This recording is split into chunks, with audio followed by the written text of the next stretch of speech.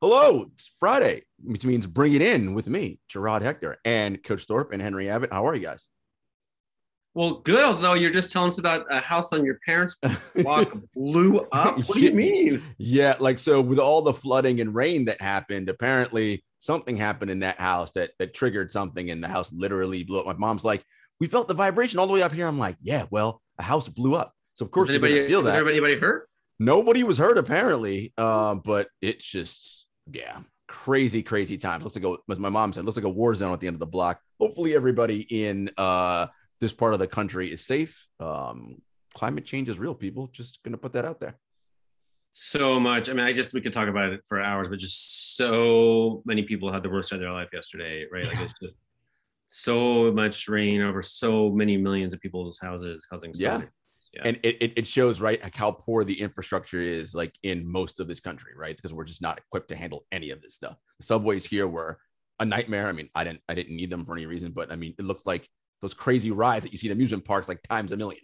It's just nonstop water rushing downstairs, and it's and you got to remember, you have people who actually have to go to work in that, like who need to leave their houses. It's bad news. But with all of that being said, there's so much happening in the world at large, in the world of the NBA, just everywhere. So we brought back a goodie, an old friend, 9x90. Oh. look at that. We got the old clock. Judy's back. So I am going to start this off. I don't know. I'm a little concerned that's 90 minutes on the clock. I wasn't going to say anything. I was thrilled. Is that 90 minutes? We got material for days. Don't get me wrong. We can do this. Listen, we can totally do it. It's fine. We are all good. I didn't say anything, Henry. It's a rule follower. So I don't know how many of you all are paying attention to the world of music, but two relatively important individuals dropped albums this week. On Sunday morning, one Kanye West dropped his 10th studio album, Donda. And late last night, midnight into early this morning, one Aubrey Graham, also known as Drake, dropped his 6th studio album, Certified Lover Boy. And, first of all, Certified Lover Boy. I mean, as my girlfriend said this morning. Write that down. All right, albums like this might be part of the problem we have right now. Yes, I'm like, Certified Lover Boy, probably. It's probably a source for a lot of the issues we have. But I wanted to talk about this from a comparison standpoint, because of course that's what's happening all over the internet, and this is just a random tweet that someone put up. One of the things I try to live by is the saying that comparison is the thief of joy. Right? If we constantly, and I get it, this is what our brains do. It just works. This is how we do things. We need an either or, a this or that. That's just how our brains like to categorize and do things. And it's increasingly what happens in our political discourse, in our conversation about anything. You're either firmly A or you're firmly B. There is no gray, there's no multicolor, there's no nuance, there's no nothing. And with something like music, guess what? You can like them both, or you can like neither, or you can like one or the, right? Or you can like some songs on one and some songs on the other, but it's nothing to get so entrenched that you feel like it's a definitive and declarative statement that means this is me and this is how I define who I am. It's like, guys, it really isn't that serious. Enjoy them for what they are: art, music, and just have a good time. Jarod, the world's on fire, and you're giving a sober, reasonable analysis. Get on board, man. Come on. So we all know what's going on in Texas, and it's too sickening to even get into. But there is a way to get into it that doesn't sicken me so much.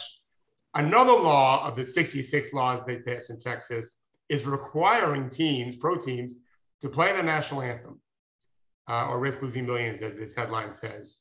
And so my question we're going to maybe talk about later today is, all right, what can our pro teams, our pro athletes, our owners do about the more egregious things for sure, which is the abortion restrictions, but all of it. This is the government sticking their nose into things, supposedly on the side, the party that doesn't want that, but they're doing that. We know, for example, the NCAA and the NBA have moved major events that bring in lots of revenue out of communities because of things that laws the state has passed.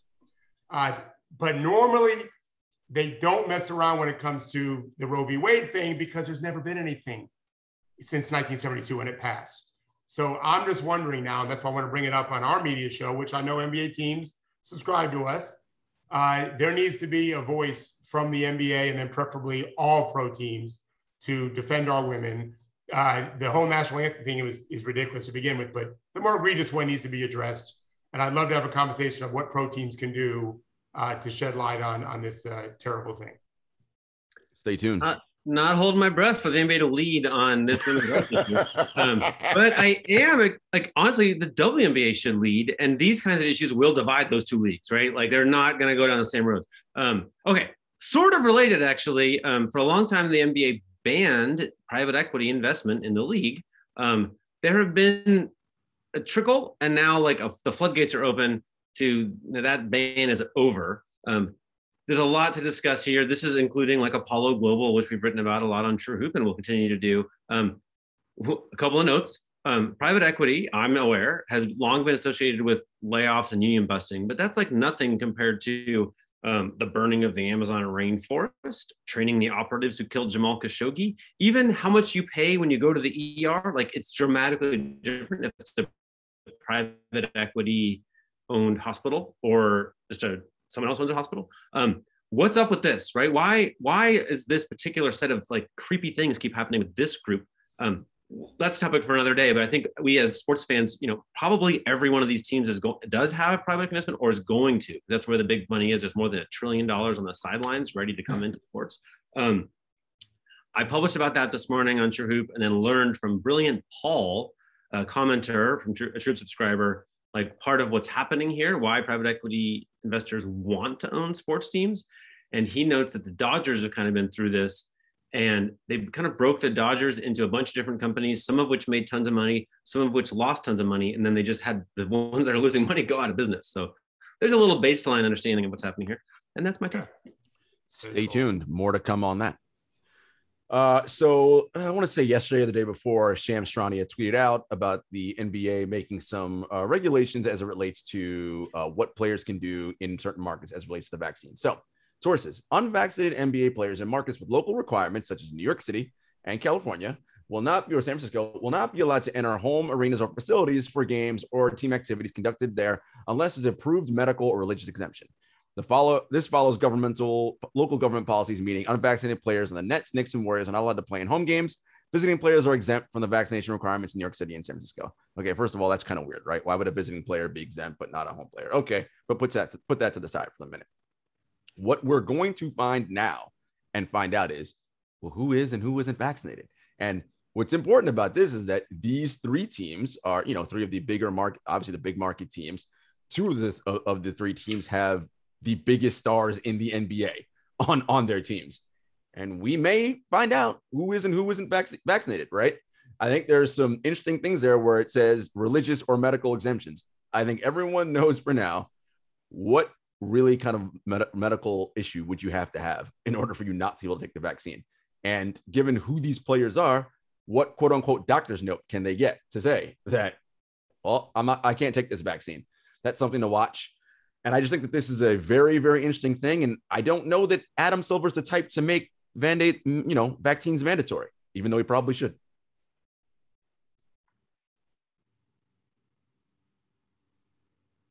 We lost David. So Henry, why don't you go? No. Oh, I would be delighted to go next. Thank you, Judy. New NBPA President CJ McCollum, who was undoubtedly involved in that vaccine negotiation, host this podcast, Pull Up. I really recommend listening to the hour and a half Kyle Lowry telling his life story on this podcast. Came out a couple of days ago. There's this most fascinating thing, which is a freakish number of the world's fastest runners are the youngest siblings. And there's been written about a few different times. The idea is that when you're forming your body and the neurological systems that you have, struggling to keep up with your older siblings, which is, might trigger something about your coordination and your locomotion and your musculature and your neurology, that might make some of them much more likely to be fast, right? Kyle Lowry was, these are mind-blowing age differences, but his father was gone. His brother was determined to raise him a certain way. His brother's like the reason he's an NBA player, according to Kyle. And one of the things that he would do is take 8-year-old Kyle to play tackle football in the streets of Philadelphia with 13-year-old Kyle's older brother's friends. Like, do you know how tough you have to be? And then eventually 11-year-old Kyle playing basketball with 16 to 17-year-olds. And so Kyle got obsessed with, they don't want me here. They're going to ask me to leave. I need to do something to help my team win every second I'm out here, or they're going to ask me to leave. And I think that's how you become Kyle Lowry. I think that's how you become a LeBron-like impact player with like a body like mine, basically. I think that's his brain is what did it. Anyway, there you go. David, you're back. You're back. I never lose Wi-Fi except for this show. It's the strangest thing. All right, so just a quick catch-up for everyone who may not be real familiar with what happens like starting Monday, Labor Day.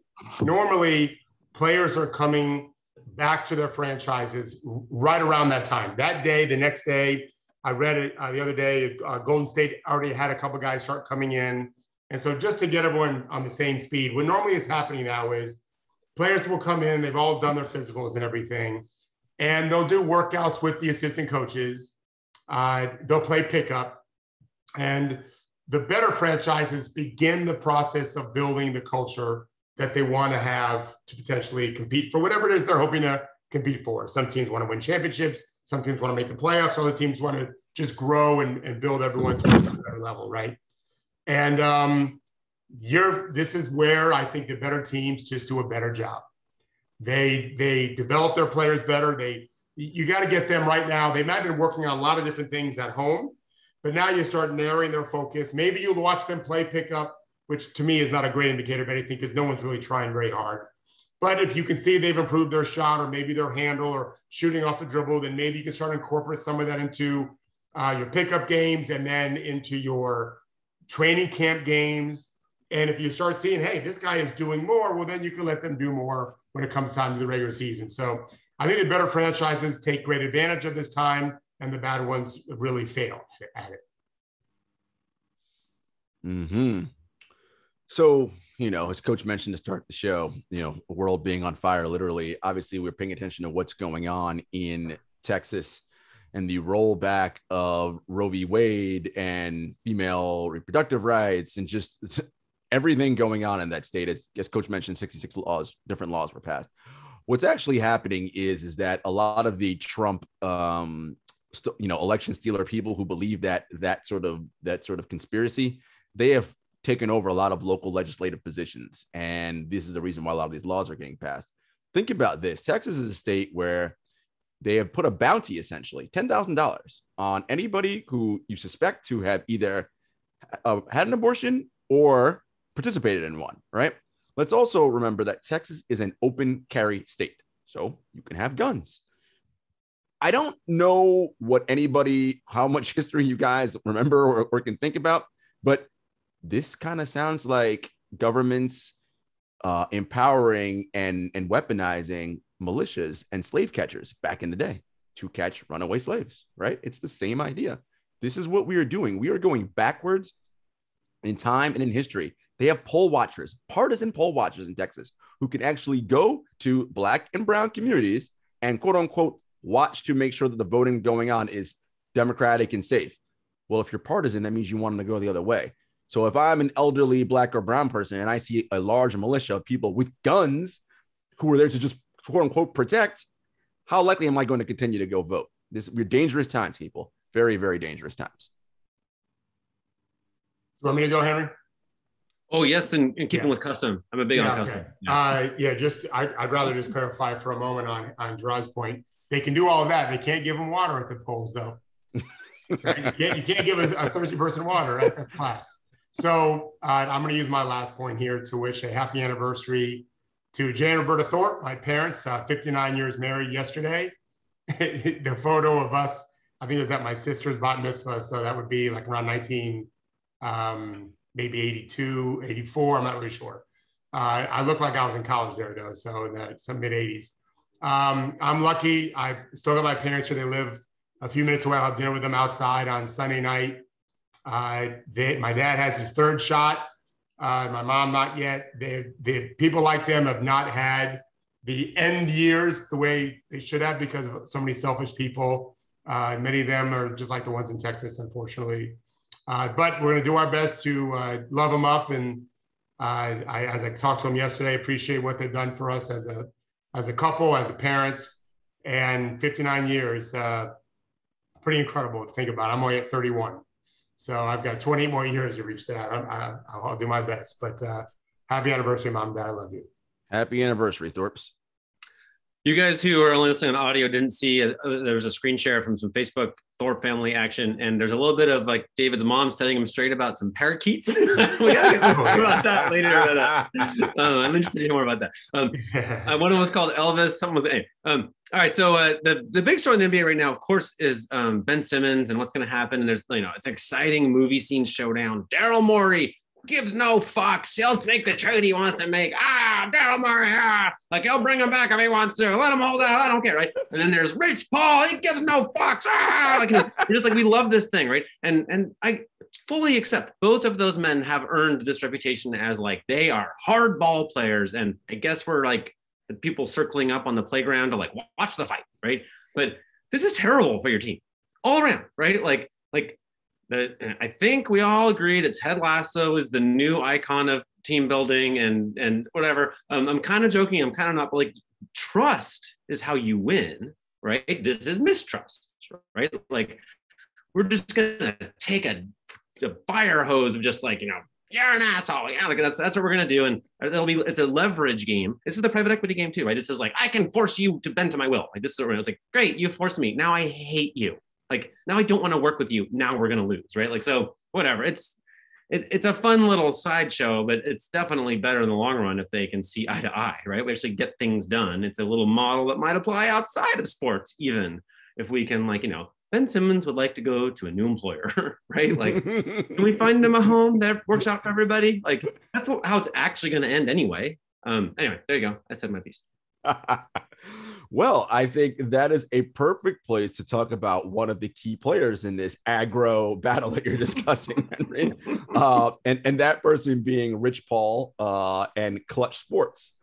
So our friend of the show, Ethan Strauss, has the House of Strauss Substack. And in one of his posts this week, he talked about Klutch and the sort of uneasy relationship inside of Klutch, or marriage between Rich Paul, CEO, and Andy Miller, who you may know of disgraced college basketball scandal fame, right? The agent who the feds went after for all this stuff and terrible stuff in college basketball, who nothing actually ever happened to him, but all the people who work for him end up going to jail, which is kind of strange how that works.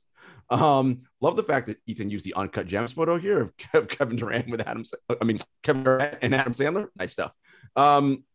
So Klutch is an interesting player in this to me, Henry, for a lot of reasons, and coach.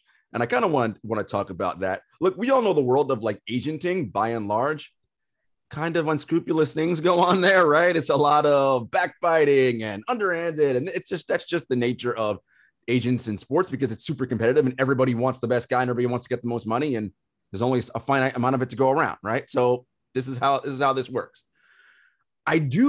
So for me, when I think about Klutch, I'm always wondering, like, why are we so fascinated by Klutch in particular? Are they doing anything that's much different than what the guys at CAA do, than what Arn Tellem did back in the day, than what David Falk did? Like, what is so special or different about Klutch that forces them to get all of this, suck up the oxygen in the room? I mean, I have my thoughts, but I'm curious what you guys think. I think it's evolving, Jarod, to be honest. Like, there was a time where, the predominantly white agents who talked to a lot of journalists who are predominantly white would, Klutch was a new thing. And there'd be a lot of like, I don't know, they don't seem to know what they're doing, right? Like they seem kind of amateurish, like this is kind of a joke, right? And that was probably a little racist, right? And that was real. And then they became like advanced with the particular strategy of like firing all the guns, right? Like, hardball with everyone on everything, which, now you get a bunch of GMs upset and team billionaires are upset, right? Now they're like threatening. They're really threatening, right? Like, like Rich Paul will decide if Anthony Davis is a Pelican or not is threatening. So now they really are enemies, right? Like, and it's maybe even not a fair fight. Maybe it's a fight in favor of Klutch, right? And so, I think every I don't know, every agent, but every super agent does like behaves, maybe this is over, but as unscrupulously as they can get away with. Yes. Right? Like, it is not a well-regulated industry. There's no respect for the rules. Everybody does everything they can to win. That's just normal. That's that thing where when everyone's breaking the rules, the police get to bust anyone they choose.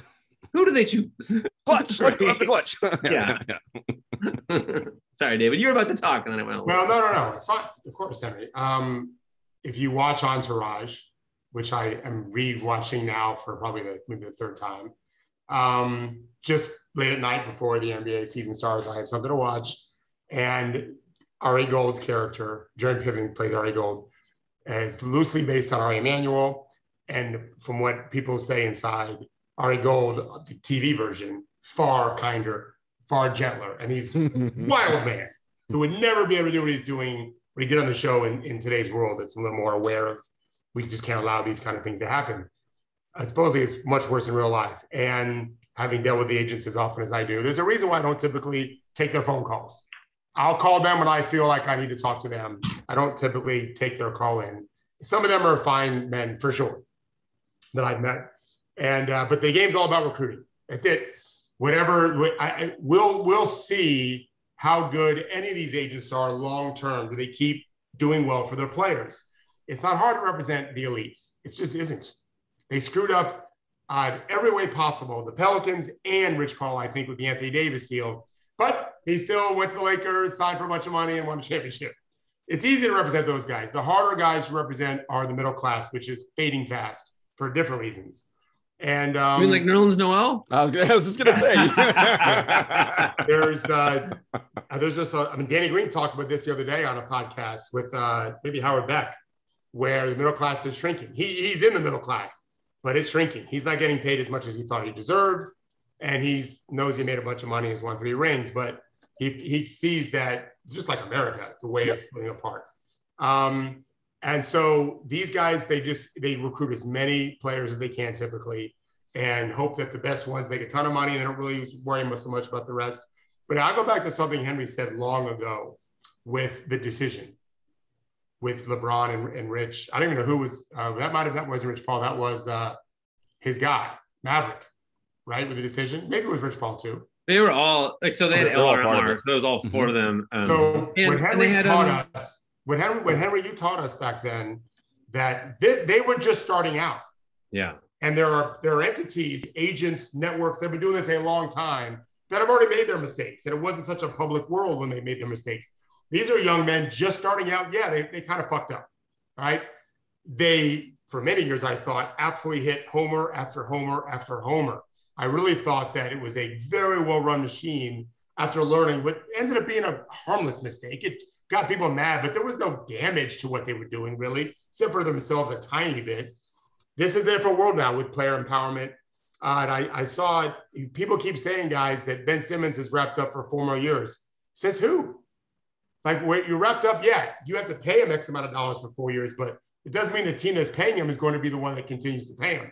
These guys are showing they'll leave even with years left. So I think Henry's point is brilliant, and deals, I think, tend to be better when there isn't war going on in the real world, and we'll see how that plays out. Yeah. Okay, there's one other thing here, which is, I'd love to just tell you his name, but like, I probably doesn't want me to. So a celebrated former NBA GM, we had like a 90-minute, just like, what they're talking about in the NBA is how far out from free agency can you use the leverage of free agency, right? And at that time, the world record was like 18 months. But but now, like another agent said to me just recently when I was calling everybody about Damian Lillard, basically every superstar can go wherever they want. And I'm like, well, yeah, but at some point they have to, like in this case, satisfy Neil Olshey, right? And like, no, like Neil Olshey will just have to adjust his expectations. Like, he's just going to get what he's going to get, but he can't, like, everybody loses value if Ben Simmons or Damian Lillard is just not playing. Like it's gazillions of dollars a day and just lost value. Like, they're going to get that value. So that means you might end up taking like a deal that you didn't love, right? And taking that one step further, what I see happening with fans is So maybe, this is bad news for Jody Allen, who sort of feels like she owns the rights to Damian Lillard's future work, right? Maybe she's going through a little adjustment. Like maybe we can't quite demand all that, right? Maybe Daryl Morey and Josh Harris are feeling a little bit like, Rich Paul says we don't own Ben Simmons, right? Like this is an adjustment. Like, I don't know how they're doing that emotionally. It's a process. It's new. But the fans are handling it terribly because the fans feel like they own Ben Simmons, right? Correct. Like the fans are going to be the last ones to get it. It's like, no, you don't own that guy. And they're livid about it, right? This is where, like you might just get a bad deal because he doesn't want to play there in that city. He doesn't love Philadelphia. Yeah. And I think that as you just put, Henry, that's exactly where it is. It's the psychology of dealing with the changing world. And I talked about it.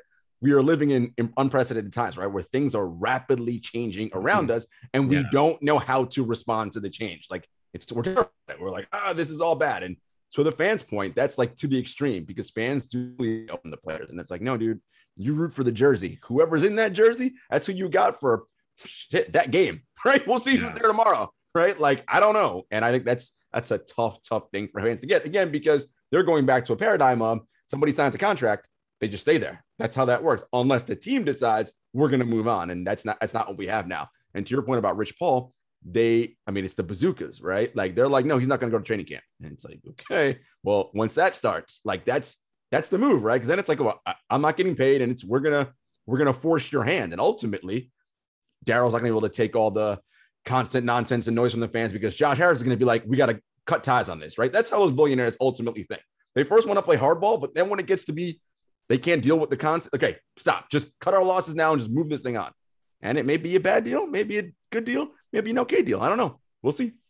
Because I see these like, who has the leverage is tricky. It ever shifting. But sometimes I'll see like, one fan will propose to another fan like, oh, well, we'll give you this for, Ben Simmons, right? And then the Sixers fans are like, I don't agree. No way I'm doing that, right? And it's like, no, like, doesn't matter if you're not doing it. Like, what? I also feel powerless here. I get it. It's like, but you don't have to sign off. Your opinion means nothing. Does not matter. They will not call. It's not. We're all just kind of riding the waves here, Like that's pretty much. Yeah. And it's interesting because I think to your point too about the evolution of Klutch, right? It's evolved. They were seen as these upstarts who look, the NCAA tried to literally legislate Rich Paul out of college basketball, right? Oh, you got to have a college degree to get it. And it's, that of course we know tinted in race and all that. And it's because Rich Paul doesn't fit the bill of who you're supposed to be. You're normally Ivy League, either MBA or law school educated. And he's not that, right? And yes, he came in like on the back of LeBron James, but let's be honest. How many dudes have come in on the back of dad, uncle, whomever, right? Like, so what's the difference? No difference.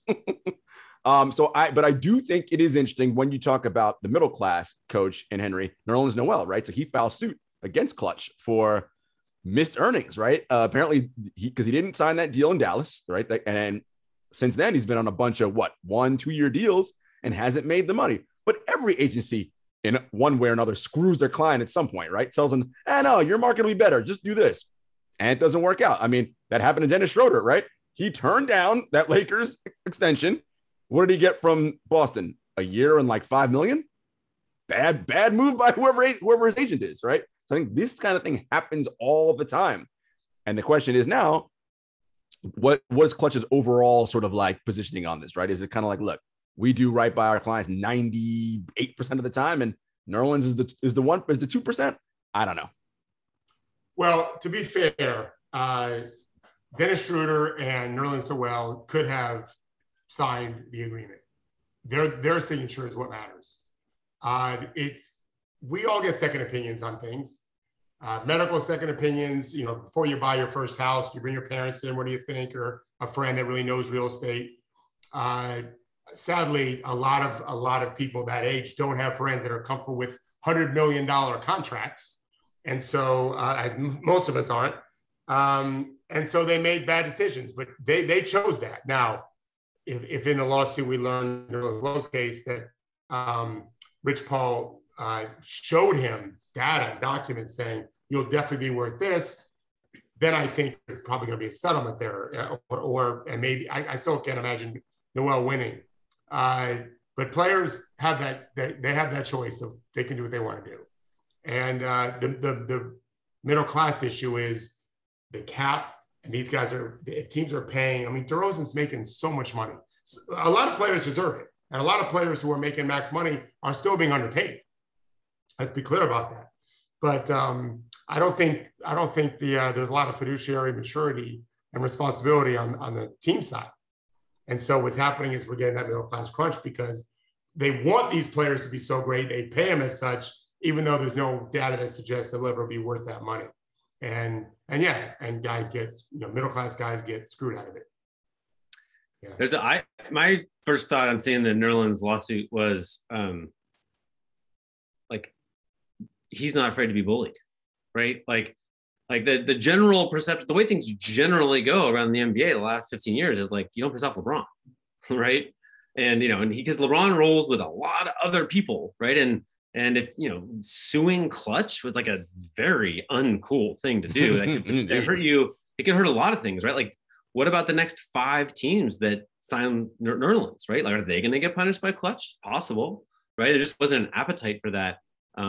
Remember, Klutch ascended when they pushed aside, LeBron's first agent was Aaron Goodwin, and then it was Leon Rose and William Wesley. Where are they now? Like, they're as well, right? So there's a little bit of everybody involved, Klutch and this CAA crew that's at the mix now, right? Like, they all talk about families. They all want to be in a family. This isn't a thing they say just because they love children. Like, this is the thing they say because you don't want to fight these things alone, right? Like, this is like Game of Thrones time, right? This is like, you want to go into these battles with like a big army behind you. And Nerlens is part of a different army now, right? And so I think that might be the reason that, the conversation 5 years ago might have been when LeBron's in his prime and his power's ascending, right? Like, oh boy, like, no way we can sue Klutch, obviously, right? But now it's like, give it a shot. That's a temperature test of like, is the NBA willing to wrestle with? And don't forget this, these agencies, going back to CAA first doing it years ago, I think when Ovitz was it Ovitz that was running it? Michael Ovitz, yeah. They do deals now with franchises and stadiums and arenas. They are the official reps, in a sense, for these entities to try to bring in more sponsorship. And I think Klutch has done that. I think Klutch is now maybe doing an arena. But we see that more and more happening. That's consolidating their power even more. Rich Paul and Klutch have made it clear that they're going after CAA. Like, that is like what that's their thing. They're like, no, we can be, for lack of a better term, like the black CAA, right? Like, it can be black news in charge of this in sports that are dominated by people of color. We can be the CAA. And that's clearly what they're doing. And that UTA investment was a huge part of that for them. And yeah, that's ultimately what we're seeing. And not only forget about this, LeBron's sort of like the power behind Klutch. He's also, so not only does LeBron have Spring Hill and all other stuff, he's essentially, I don't know, Nike's like number 3, 4 employee, however you want to break that down. So then you have all the Nike backing behind that as well, right? Which that matters, right? And so this is a complicated sort of like web of, as Henry pointed out, families, right? And like kind of like mafia dons, right? Like which family is like more powerful than the other, and who's fighting for like supremacy of the NBA. And none of it's like, I think there's a mistake to think of it as anybody representing us. Appropriate response, Jarod. But I think it's tempting to feel that oh, this will be a new day and it'll be better for us. It's like, no. Like, most of the power that's accruing here with all these players comes from us, right? Like, they're going to take a bunch of money from overseas. It's a little hard to trace. And they're going to, and suddenly LeBron can't say anything about Daryl Morey's comment about the rights of people who live in Hong Kong, right? Like these are compromises that are being made at very high level, very big dollar amounts. And there's another story that I like for another day. I have a half-written thing about just basically the money that goes into these agencies. Like, woo! And we're not talking about $5-10, kids. We're talking hundreds of millions of dollars, like real money. That, again, I always joke with Henry about, and I mean, I always call myself the socialist of the group, but like, what's your price, right? What is the dollar amount that will then get you to stop saying the things and whatever you want to say? Everyone's got one. There's a number out there, right? Everybody who's trying to like bribe TrueHoop to like leave floor presence, go through Jarod. Like he's ready. Like he will represent you very well within TrueHoop. and let's be real, folks. We're talking about real dollars here. Don't those small figures, real money. No, we're trying to get business done here. We're trying to be it's serious. Yeah, let's screw around. Let's move into. I'm uncomfortable with that. No, let's move into Klutch's right now with Ben Simmons. Of course, with Ben Simmons. So here's what I think is so interesting about that, right? One, obviously, of course, Ben's a Klutch client. I thought it was interesting the timing this week of Klutch announcing Zach LaVine as a new client. And Zach hasn't signed an extension in Chicago. I wonder what that means. Could that be a potential trading spot for Ben Simmons, right? And obviously, I mentioned the Nike play, right? I think LaVine was an Adidas guy to start his career. Wouldn't be surprised if some things happen on next thing you know. Oh, Zach has signed a new shoe deal with Nike. Like these, like when you start looking at this stuff like this, guys, these are how you connect the dots to figure out what's a possible destination. I think ultimately, right, like Daryl is going to want something back in return. Your point, Henry, I don't know that he can be his usual, aggro. No, I'm getting the best deal. Look, man, you're not getting back equal value. But the question is, how long can he hold out and what can he possibly get back? And that limits, I think, who the possible trade partners are. So I just added Chicago because of the Klutch connection now with LaVine. Everyone keeps mentioning Golden State, but I mean, Draymond's a Klutch client, but like what would you get back from Golden State that would work for what you're doing in Philly? Nothing I see immediately right now. So really, what would that bring us back to? Portland, right? And it probably, maybe not Dame, maybe it's CJ. Maybe it's like, look, man, you got to take CJ. That's what you get here. And I don't know. Let me know what you guys think. Well, I think you're right. Henry mentioned to me yesterday or 2 days ago, just what you said, Jarod. I think it's fair to say that Simmons alone is not returning top 10, top 15, top 20 player. Simmons alone isn't doing that. So all last night, and this is how my brain works, and I woke up this morning just thinking, well, they just need to add Tobias Harris to the offense. They want to work that. Yeah. And then if, as I tweeted this, if you're the Wizards, why wouldn't you do a Bradley Beal to Philadelphia to get Tobias and Ben Simmons? And we could talk about it. We don't have to talk about it. But it just made some sense to me that Daryl Morey wants to get a top 10, top 15, top 20 player. Bradley Beal was number 2 in scoring this year behind Curry, but like a basket. Unbelievable player. If Damian Lillard is a perfect complement to Joel Embiid, so is Bradley Beal. I mean, perfect. There is zero, no doubt. Unbelievable combination to Joel. And Daryl, who's done this many times before, takes those two, and then he's got other pieces there. Tobias would be this guy. You already got 2 absolute stars. That team is a contender for a title. And you get Ben Simmons and Tobias Harris to Washington, who's loaded with, we think, good players. We're not sure how good, but they're good. Even the young guys look like they'll be solid players. You can always make moves down the road with them as they develop Rui Hachimura, Denny Avdia, whatever. They've got Dinwiddie and Simmons in the backcourt. That's a hell of a defensive backcourt with size. And you add Tobias too. They're probably fighting for the Hawks and the Heat to be 4, 5, 6. Like those are the, but they're in, and they probably won't be a playing team. Boston would be the other team, maybe Toronto that would fight it, but I'd give Washington the edge on that. So, and Harris is 29. He's been in the league 24 years, but he's already 29. And Simmons is 25. So Washington gets their future. The Sixers get their top all-star, and it's going to cost them more than Ben Simmons, which is the point. Tell me why I'm stupid for that. Well, the other thing I thought about too is the Tyrese Maxey piece, right? Tyrese Maxey also a Klutch client.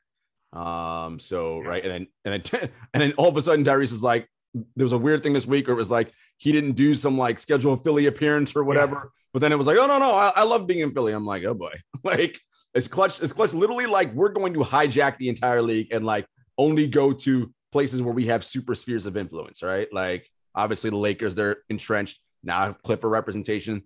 We know about the Warriors with Draymond. I mean, this is a thing.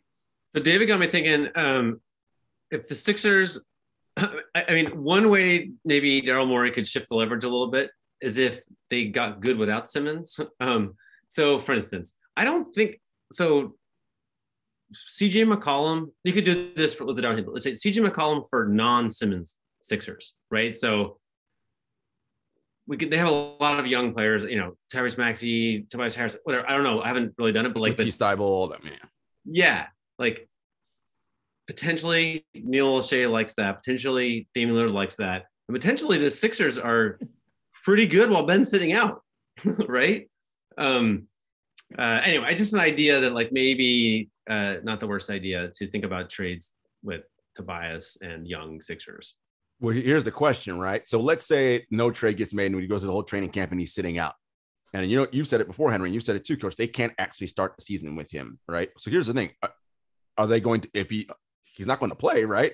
Or let's say he decides, all right, fine, I'm going to play. But is there any chance that he does anything in the first 10 games that makes his value all of a sudden go up? Probably not, right? No. Like, I don't think so. So no one questions his regular season contributions. It's what he did in the playoffs that has everyone so out of shape about it. So no, I don't think they can do anything to rehabilitate him that way. So it's like it's almost to your point earlier, Henry. It's like maybe Daryl's doing the calculus. Like I gotta take what I can get. And maybe not bargain basement, but Well, Henry had taught me, not that I interview people, but when I was doing one of the coaches, like, Brad Stevens, whoever had on, and Henry couldn't be on back when we first started to bring it in, he said that when you're interviewing someone, which I'm terrible at because I have no training in it, don't be afraid to be silent.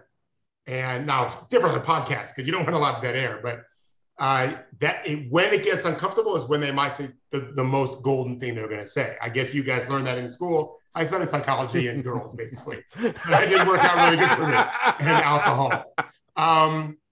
And so Daryl, and we know this, is he's going to be okay with being uncomfortable. And that's when he'll get his deal. Now, he might have to give up more. I think we could argue likely that he's going to give up more than what he initially hoped he would have to do. But the uncomfortable part's not going to scare him. And so whether Henry's right, he feels it.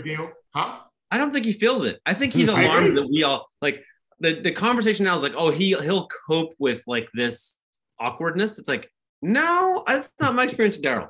Like, he's the guy who literally returns his rental car in front of the terminal and then just calls and has an assistant call to say your car's over there if you want it. Like I literally think Daryl's like alarmed. Like, why would you use emotions or something like this? Like he's not, the uncomfortable thing is not registering, or if it is, it's registering at such a profoundly low level that like this is a superpower. Is like he just doesn't care. Right. He in his mind, he's thinking. I'm guessing this. Have you guys seen Joel Embiid play? He's on our team, and he just signed an extension. We're good. We're fine.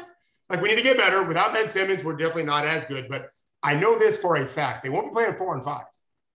They'll be playing 5-on-5, and they've got time. They know he's not coming. In a sense, Ben did them a favor. It wasn't Rich Paul's point, but we know he ain't coming. So they're right now game planning for life without Ben Simmons. As Henry has pointed out, they're not as good without Ben Simmons when he gets hurt, because that happens quickly. But they're game planning for it right now. Tyrese Maxey, let's see what you got, because you're going to have to play more, right?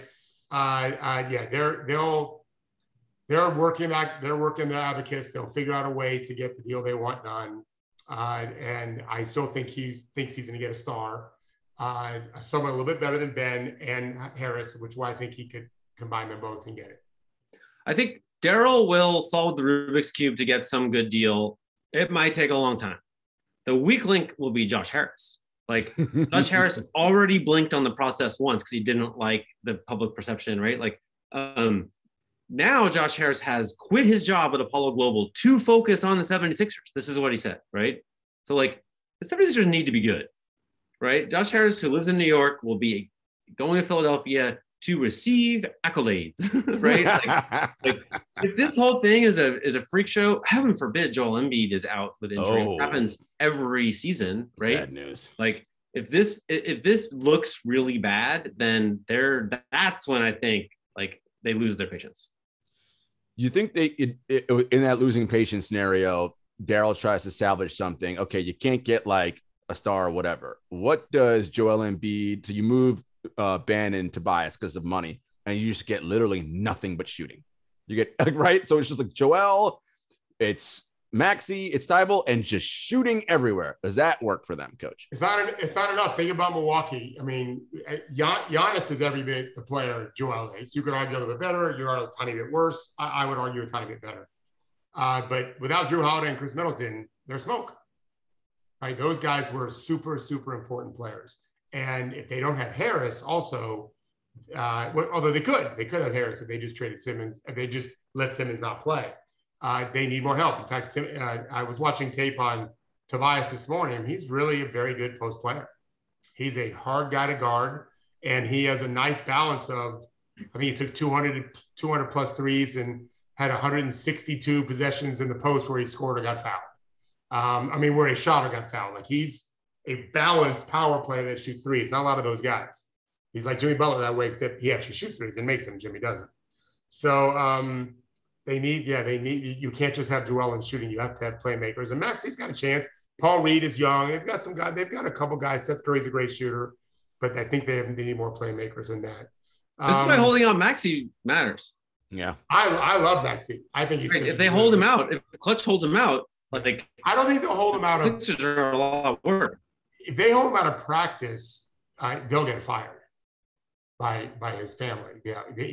This guy played 2 summer league games, crushed it, got permission from the Sixers to work his own camp, in part because I'm guessing, summer league started late. He got already selling. He's probably already selling camp slots, but also he's way better than summer league. And this is his time. Ben Simmons is out. Oh, I'm fucking balling out. Right, but this is their threat, right? This is their. I'm not making this up, right? This is Klutch's actual threat, right? Is that they're going to hold him out too? If they actually threatened that, they have. Yeah, right? they have. Have they not already done this? I thought they only pulled him out of community stuff. So yes, it was a community event. I don't know that it was if they have threatened to hold him out of like training camp or practice. But I mean, if they did that for a community event, which who cares about a community? I mean, that's not, That's the message they're trying to send, right? Well, right. So it's like, if they're going to do it for that one, it's like, well, yeah. What are they going to do for the real stuff? I'm just saying this, happy to say it on air. They'll get fired for that. This guy is ready to go and blow. I don't know that it'll blow up. I'm not saying that. It's a really hard league. Second-year players who are 20 years old don't tend to dominate. Listening to Luka Doncic, there's a few guys. But, I mean, he had a great playoff game. One great playoff game. He is a very bold, I compare him to Kyle Lowry, Henry's favorite player, and pretty much all of our top whatever, like who doesn't love Kyle Lowry? Maxey, I think, is like him that way. And super competitive. And I think he took like more shots per minute for a guy that already played 16 or so minutes a game than anybody. Like he is not shy. He led the EYBL in scoring his rising senior year of high school. EYBL is where all the top AAU players play. Like that's a good sign.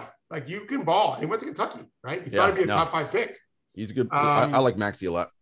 Yeah. So it'll be it. And Paul Reed had a very good summer league too. And I've been high on him. He was okay in the first game. He was double machine after that. Great in the G League. They've got. The Sixers, if they can't make it work with Ben. They can find a way to do the deal. They've got a nice 5, 6, 7 year run coming. Harold knows that. 2 quick basketball questions about this. Yeah. What do we think about a Simmons-Levine pairing? That was a long pause. It's not a pause for bad reasons. I've never been high on Zach LaVine as anything more than Jamal Crawford 6th man.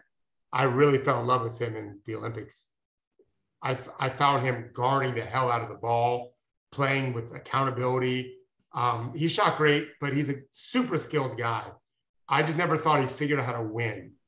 And in part, I think it's his franchise around him, but I think he's really good now. Yeah, I was wrong to put that as his ceiling. He seemed like he's busted. Now, part of it's because of where he was in Minnesota.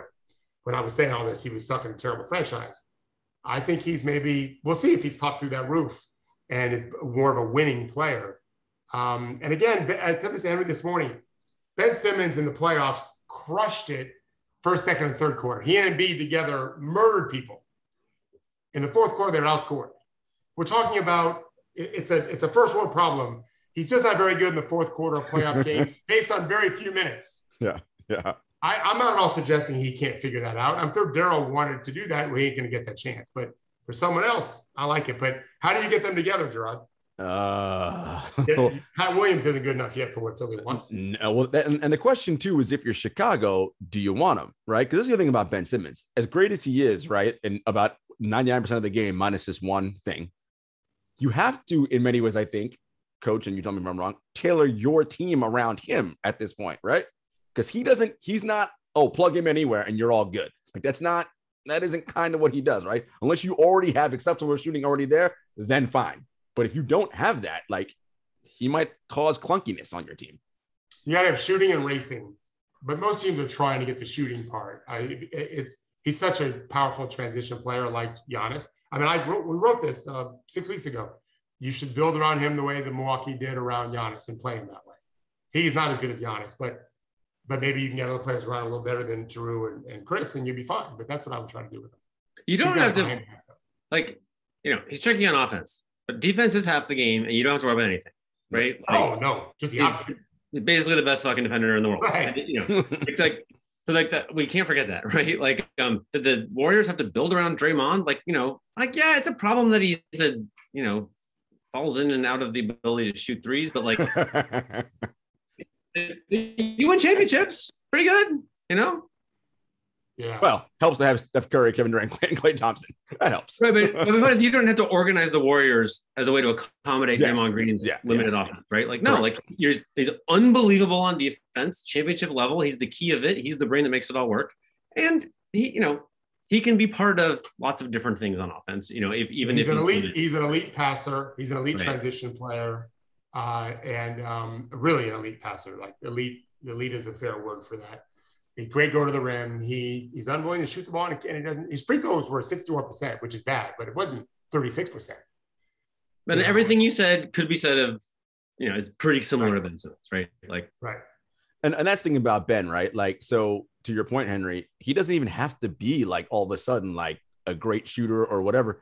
Just do it, like, right? Like, just shoot it and just go to the rim. Like, that's fine. If you do that, you won't get played off the floor in the fourth quarter in the playoff games. We're fine.